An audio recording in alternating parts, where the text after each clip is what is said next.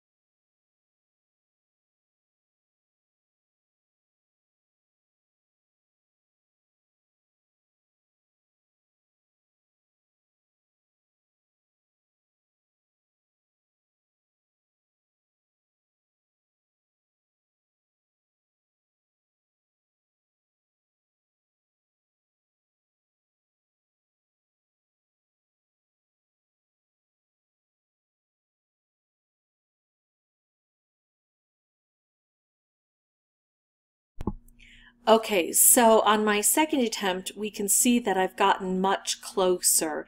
So it is probably a better strategy to work over here, although I do have to pay attention. You saw me every once in a while move my cursor over here to go, oh, that's right, I need to pay attention to what's happening over here, because I probably missed a few good moves I could have taken, preferable to what was happening here. It also feels like these are more stingy, these dispensers, but it's what we have to work with, and I did get close, so I'm going to proceed with that strategy for now, unless something tells me that I should look for something else. And of course, we always have to play the board. It's always going to be a unique situation.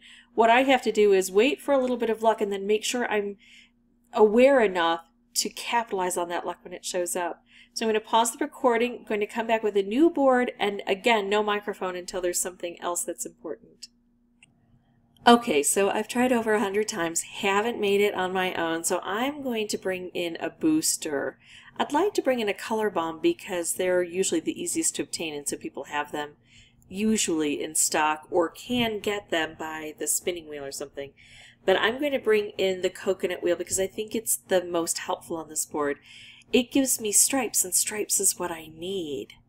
Now, if it's well aimed, that's wonderful. And if I can get more than one on the board, that would be beautiful. Sometimes it's stingy on a nightmarishly hard level, but it's supposed to become part of the candy mix.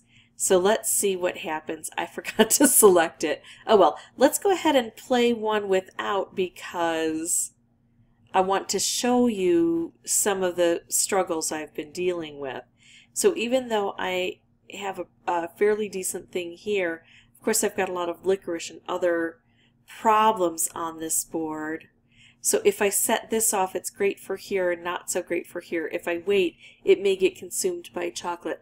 I still am going to take out some of this licorice.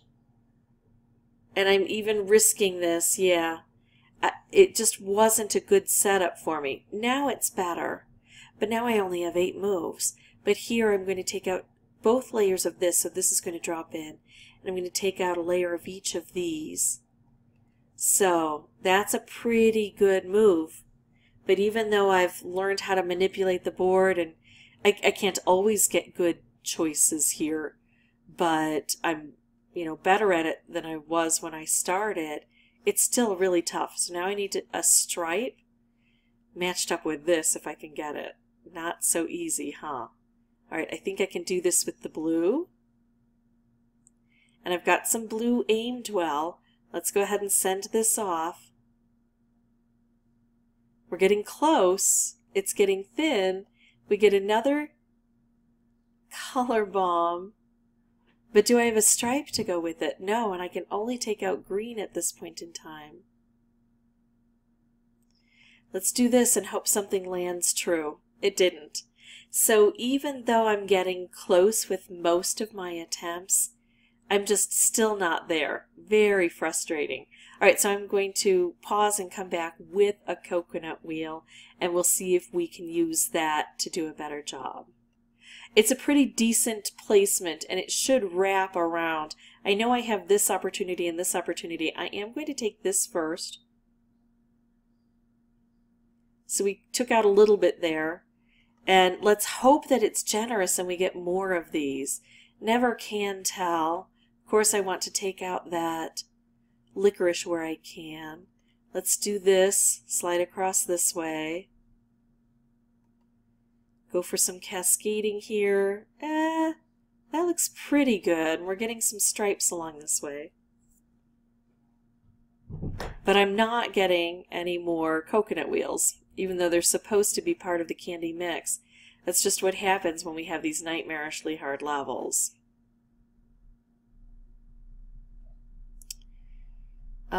Let's try this and see what happens here. Take out the licorice.